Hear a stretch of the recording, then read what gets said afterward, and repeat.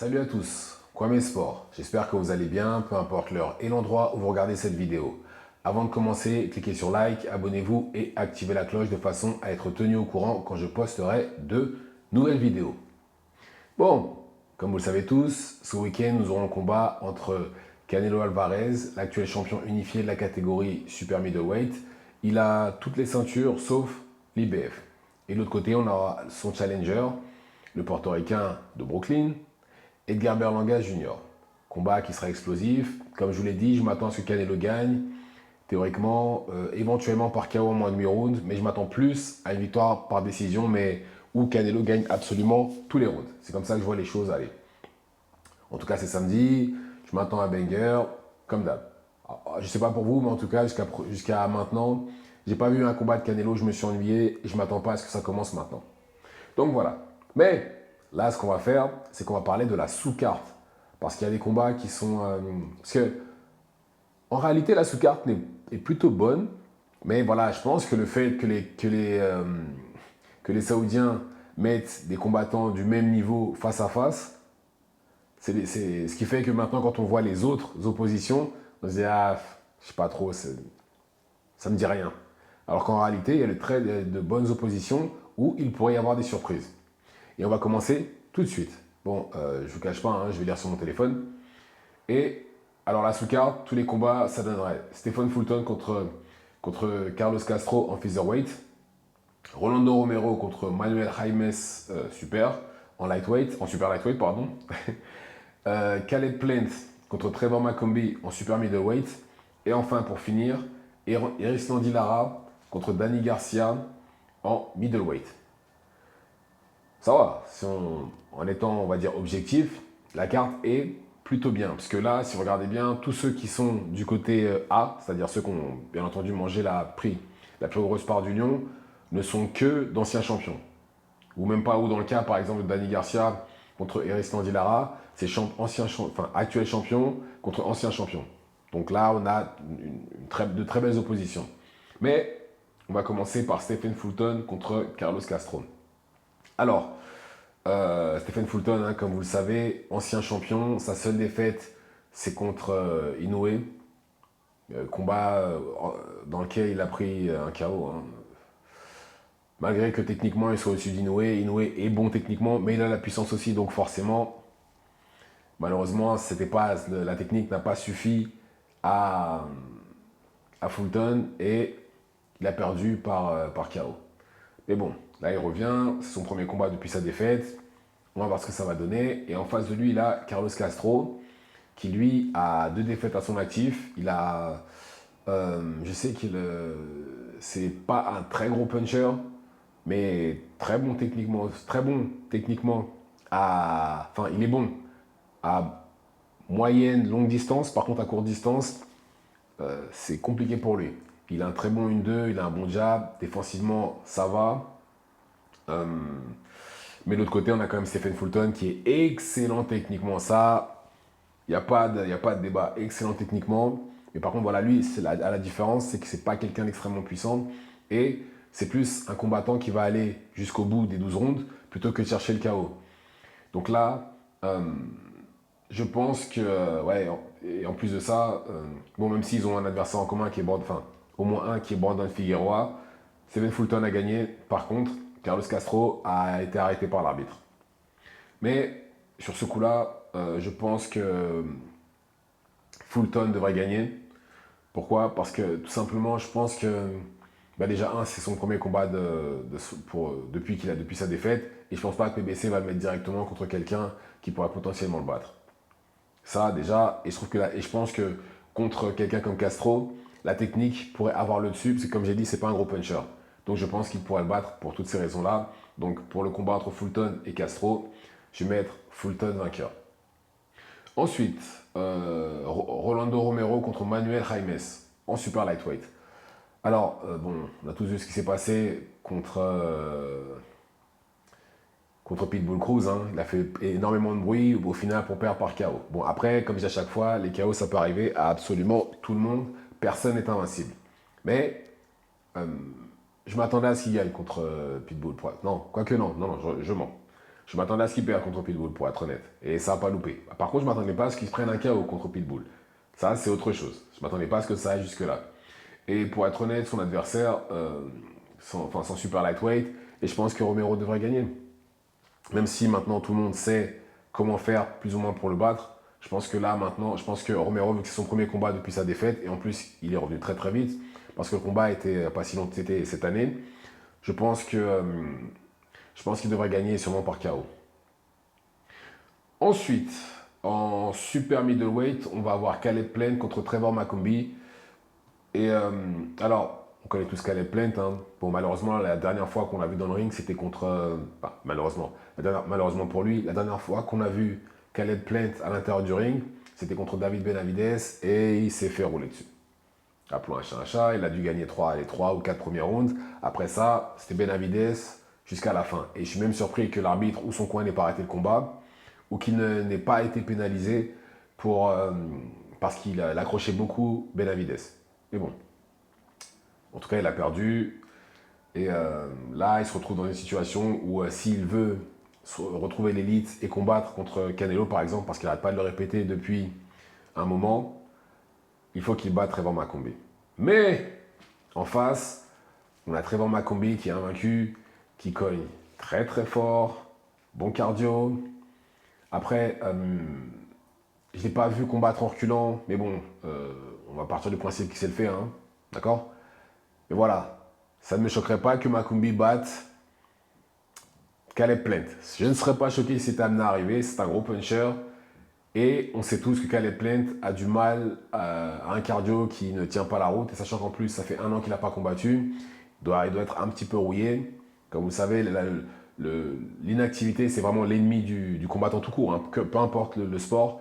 Et Caleb Plant, depuis sa défaite contre Canelo, il a combattu 2 fois. Et Canelo, c'est en 2021. Donc voilà. Et nous sommes en 2024, c'est son premier combat de l'année. Et ça ne me choquerait pas que Macombi batte Caleb Plant, et sûrement par KO. Je ne serais pas choqué. Mais bon, oui, pour ce combat-là, je vais dire Macombi. Oui, Macombi, sûrement par KO en 10 rounds. Je vous dis, cette carte-là, pour moi, si la surprise, ce serait vraiment ça. Que Trevor Macombi gagne contre Caleb Plant. Ce serait vraiment l'upset pour moi de la carte, s'il est amené à gagner. Mais je pense qu'il peut le faire. Il a les armes pour pouvoir le faire. Ensuite, on a Eris Landilara contre Danny Garcia pour la ceinture WBA de Eris Landilara. Alors, là, c'est champion contre ancien champion. Bon, Eris Landilara, vous savez, un champion dans 2 catégories. Il a affronté Canelo, il a affronté Jarrett Hurd quand Jarrett Hurd était au max. Et c'est un Cubain, vous savez, il se déplace très bien, c'est un combattant en avançant, en reculant. Comme la plupart des Cubains, il n'est pas spécialement bon à courte distance. Enfin, du moins ceux qui se déplacent beaucoup. Mais voilà, en général, après, il a pris de l'âge. Eris Landilara, il se déplace moins que quand, par exemple, il a combattu Canelo. Maintenant, il ne s'assoit plus sur ses coups, il se déplace moins. On voit clairement qu'il a pris de l'âge. Voilà. Et en face de lui, on a Danny Garcia, ancien champion en super lightweight, ancien champion en welterweight. Il a combattu une fois en super welter, et là, il est monté directement en middleweight. Donc, c'est clairement son premier combat. Et Danny Garcia, aussi triste que ce soit, quand il est monté en welterweight, dès qu'il a affronté un combattant d'élite, il a perdu. Il a perdu à chaque fois. Il a affronté Sean Porter, il a perdu. Et par décision unanime. Bon, certes, le combat était serré, mais il a perdu quand même. Keith Thurman, il a perdu par décision partagée. Combat serré encore une fois, mais il a perdu. Et enfin, il a affronté Errol Spence. Combat qu'il a perdu aussi, mais là par contre, c'était pas serré du tout. C'était que Errol Spence. Ça allait que dans le sens d'Errol Spence quasiment. Et il monte de catégorie, il a pris de l'âge. La dernière fois qu'il a combattu, c'était contre José Benavidez. Combat qu'il a gagné par décision majoritaire, je crois. Mais en tout cas, c'est son premier combat dans cette catégorie-là. Il n'a pas combattu depuis un moment. Lara a combattu, il me semble, cette année ou l'année dernière. Enfin bref, il a combattu il n'y a pas si longtemps que ça. Donc, le moins rouillé des deux, c'est Lara. Mais le plus vieux des deux, c'est aussi Lara. Parce que Lara a quand même 40 ans. C'est pas un jeune coq. Pas du tout. Pas du tout. Mais néanmoins, je pense que Lara... après, en termes d'expérience, euh, ah, en termes d'expérience, je sais pas trop. Parce que je dirais peut-être égalité. Ouais, peut-être égalité, mais voilà. Expérience à ce poids-là, par contre, c'est pour Lara. Mais ouais, après, au niveau des adversaires, je pense que c'est plutôt équitable. Peut-être un léger avantage quand même pour Dani Garcia. Mais voilà, euh, ça pourrait être très compliqué pour l'un comme pour l'autre. Mais on a un boxeur contre un boxeur puncher. Le boxeur étant Erisland Lara, mais voilà, il boxe plus tout à fait comme avant. Et de l'autre côté, on a le boxeur puncher qui est Dani Garcia. Mais voilà, comme il monte de catégorie, est-ce que sa puissance va suivre? C'est ça maintenant la question. Et je pense que... oh là là, celui-là est compliqué en fait. Parce que dans ma tête, je me dis que Lara devrait gagner, mais je vois aussi quelque part Dani Garcia pouvoir le battre.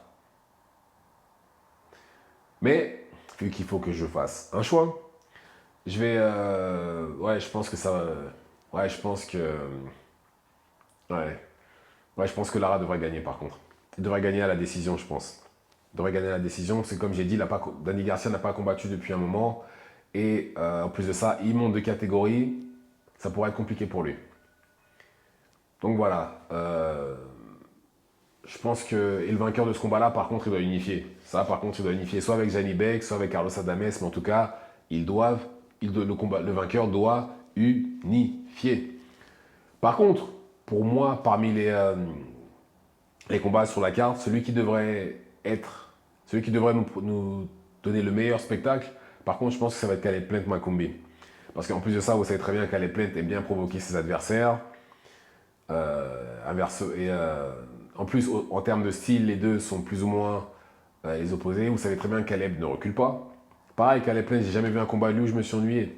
Donc, très franchement, je pense que pour moi, ça devrait être ce combat-là qui devrait voler la vedette au combat principal. Je ne pense pas, mais en tout cas dans la sous-carte, oui.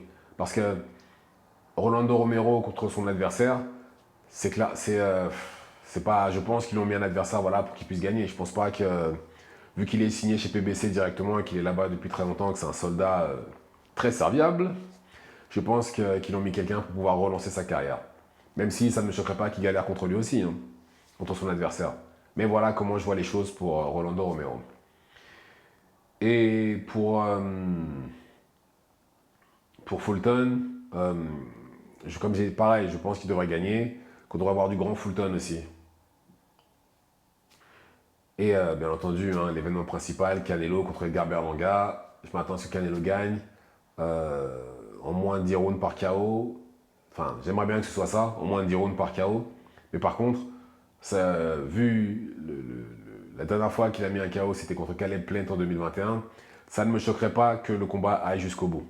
Parce que même si Edgar Berlanga comptera plutôt facilement et que sa garde est plutôt ouverte, je pense qu'on verra quand même un meilleur Edgar Berlanga. Et je pense que s'il voit que les choses sont trop difficiles pour lui ou que voilà tout simplement la puissance de Canelo est beaucoup plus forte que ce qu'il croyait, ça ne me choquerait pas que Berlanga se mette à se mettre en mode survie. Ça ne me choquera absolument pas. Comme dans Munguia, il n'a pas fait ça. Jermel Charlo a fait ça. Il a senti la puissance, il a dit ouh non c'est bon, je veux plus de problème. Maintenant on va aller doucement. Mais bon, ce serait vraiment dommage qu'on en arrive à ce genre de combat-là en fait.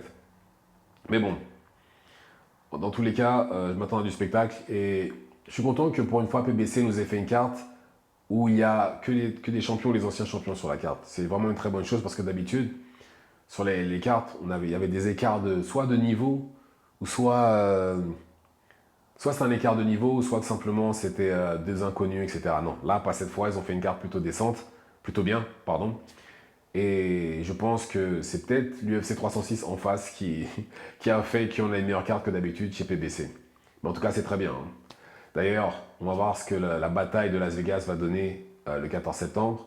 Mais comme j'ai dit, je m'attends à ce que Canelo ressorte victorieux de cela. Pourquoi? Parce qu'il est mexicain, c'est un jour de boxe, et c'est Canelo. Et il a un pays derrière lui. De l'autre côté, l'UFC, Certes, ils ont la sphère, ils ont les Saoudiens derrière eux, etc. Mais voilà, les Mexicains de la boxe sont considérés comme les meilleurs, ce qui n'est pas le cas nécessairement des Mexicains à l'UFC. Mais voilà. Donc, je m'attends à du spectacle le 14 septembre. Et on verra qui sortira vainqueur. Mais voilà, je pense que j'ai choisi, je pense avoir, enfin, oui, je pense avoir choisi ceux qui, pour moi, devraient normalement gagner. Donc voilà, dites-moi ce que vous en pensez dans les commentaires. Activez la cloche de façon à être tenu au courant quand je posterai de nouvelles vidéos. Et c'est tout pour moi. Ciao, ciao.